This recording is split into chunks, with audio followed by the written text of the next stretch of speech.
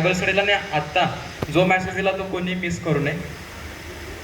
माझा प्रश्न असा, या ठिकाणी किती लोक असे आहेत की जे ख्रिस्ती आहेत? हात वर करून उत्तर द्या मला.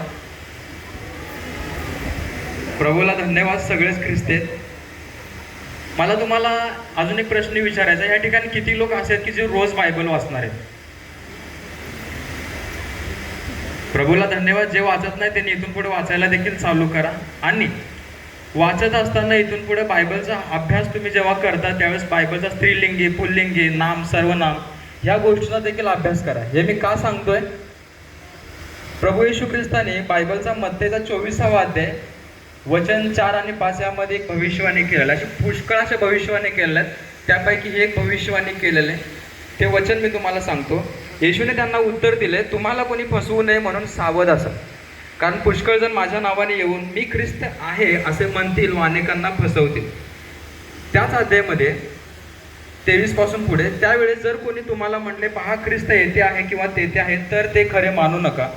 कारण खोटे ख्रिस्त व खोटे संदेष्ट उठतील व साधे तर निवडलेल्यांना देखील फसवावे म्हणून मोठी चिन्हे व अद्भुते दाखवतील. पहा मी हे अगोदरच तुम्हाला सांगून ठेवले आहे. याच तो कोणी तुम्हाला म्हणतील पहा तो अरण्यात आहे, तर जाऊ नका. तुम्हाला म्हणतील पहा तो आतल्या खोल्यात आहे, तर ते खरे मानू नका. तर हे मी तुम्हाला सांगण्याचं कारण असं, ही प्रभू येशू ख्रिस्ताने जी भविष्यवाणी केली होती ती आज आम्हाला पूर्ण होताना दिसते. कशी ते मी तुम्हाला सांगतो. गेल्या काही दिवसांच्या पासून आपल्या भागामध्ये, राज्यात, जिल्ह्यात, देशात, तालुक्यात आणि तालुका आणि शहरामधील आजूबाजूचे खेडेपाडे गाव आहेत, त्या गावामध्ये काही लोक फिरत आहेत. त्यांचं शिक्षण पूर्णपणे चुकीचं आहे. चुकीचं म्हणजे कसं?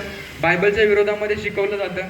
तर ते काय शिकवलं जातं हे देखील मी तुम्हाला सांगणार आहे. तर हे लोक दक्षिण Korea, south Korea, north Korea इकडची जी संस्था आहे तिकडून हे लोक आलेले आहेत. तर या लोकांचं सांगणं कसं आहे, हे लोक म्हणतात की, आता मी तुम्हाला यामध्ये सांगतो की ढोंगी लोक किंवा चुकीचं शिक्षण देणारे लोक कोणाला म्हणावं?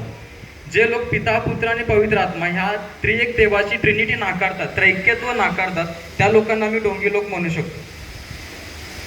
त्यानंतर या लोकांचे प्रश्न आहेत, शाब्बात दिवस कोणता आहे हे तुम्हाला माहित आहे का? बायबलमध्ये वधू कोणाला म्हणले हे तुम्हाला माहित आहे का? यहोवाला आणि येशूला पत्नी, येशूचं देखील लग्न झालेलं आणि यहोवा पित्याचं देखील लग्न झालेलं आहे, हे तुम्हाला माहित आहे का? ते आपल्याला म्हणतात की पिता, पुत्र, पवित्र आत्मा हे एक आहे. तर पित्याचं नाव काय? आम्ही पित्याचं नाव सांगतो यहोवा, पुत्राचं नाव काय? येशू ख्रिस्त. मग पवित्र आत्म्याचं नाव काय? मग आपण डोकं खाजवायला लागतोय, आपल्याला काय माहित नाही. मग त्याने त्या ठिकाणी म्हणतात आम्ही तुम्हाला बाप्तिस्मा देतो, कारण की ते नाव बाप्तिस्मा घेत असताना सांगणं गरजेचं आहे. कारण शास्त्रात असं लिहिलेलं आहे, म्हणतात की पित्याच्या, पुत्राच्या आणि पवित्र आत्म्याच्या नावामध्ये बाप्तिस्मा द्या. आणि हे वचन तिने कोट करत असताना वचनावरती लिहिलेला टिंब जो आहे तो पकडतात. आणि त्यानुसार त्याने आम्हाला हे जे मी तुम्हाला सुरुवातीला सांगितलं, स्त्रीलिंगी, पुल्लिंगी ह्या शब्दांना घेऊन ते आमचं ब्रेन वॉश करतात. तर यांनी जे वचन सांगतात आम्हाला सुरुवातीला आल्यानंतर, ते वचन आहेत उत्पत्ती 1:26-27, गलतीग्रहपत्र 4:26, प्रगटीकरण 21:9-10, प्रगटीकरण 22:17 आणि अशी पुष्कळ सारे वचन आहेत. पण हे त्यांचे फेवरेट वचन आहेत. ते सांगून आपलं ते चुकीच्या मार्गावर आपल्याला घेऊन जातात.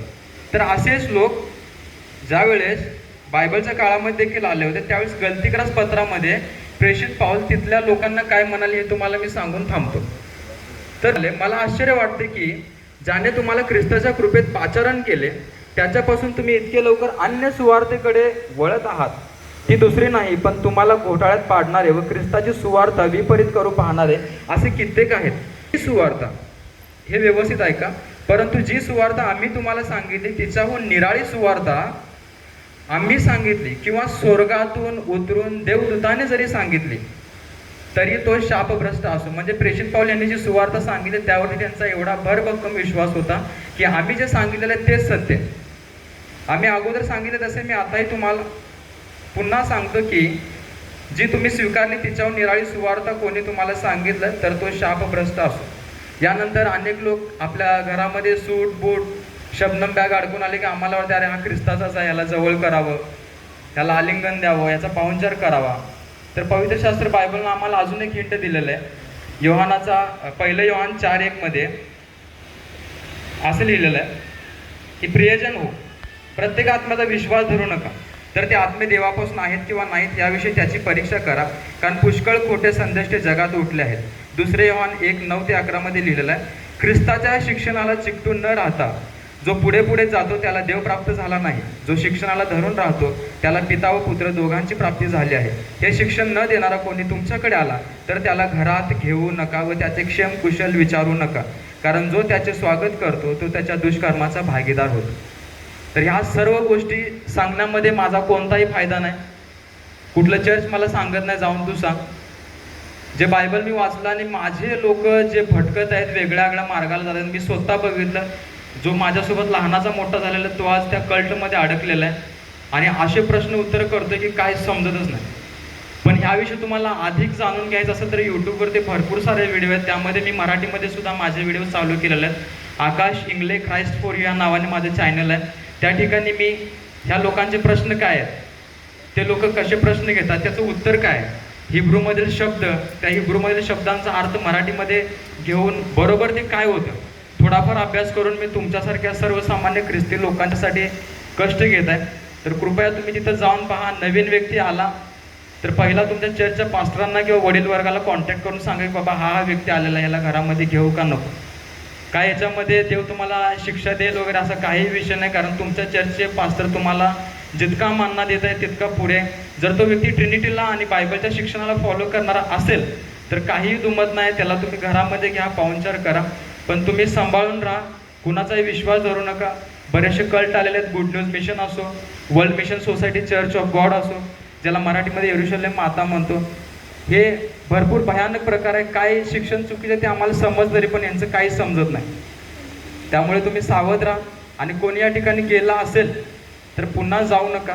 ज्या चर्चमध्ये तुम्ही आधीपासून टिकून राहिला तिथंच राहा. जरी पालकांचं किंवा वडील वर्गात तुमचं लहान सहान भांडण जरी झालं असेल तरी सॉरी म्हणून पुन्हा तिथं जा, कारण आपण एका परिवारामध्ये भांड्याला भांडं तटणार.